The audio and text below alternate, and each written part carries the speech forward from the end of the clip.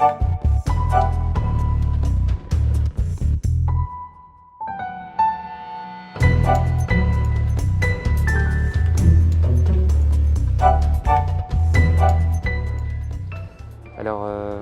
je m'appelle donc Benoît Fèvre, je suis au départ créateur son.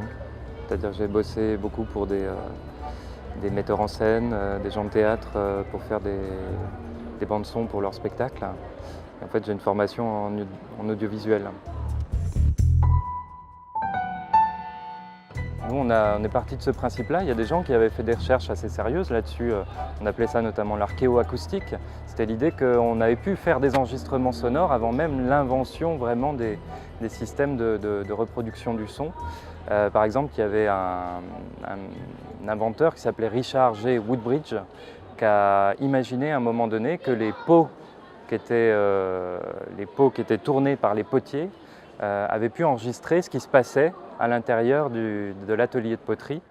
Et en fait, on est parti sur ce principe-là en essayant d'imaginer ce que ça pouvait amener plus loin.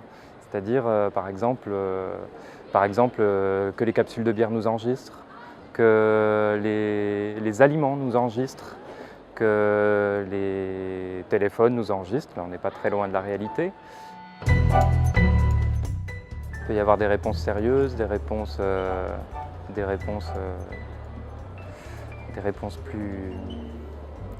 plus inquiétées ou je ne sais quoi. Je sais qu'il y a des choses qui sont quand même assez incroyables, moi, qui me font beaucoup rêver, qui sont en fait tout ce qui est lié à l'imprimante 3D.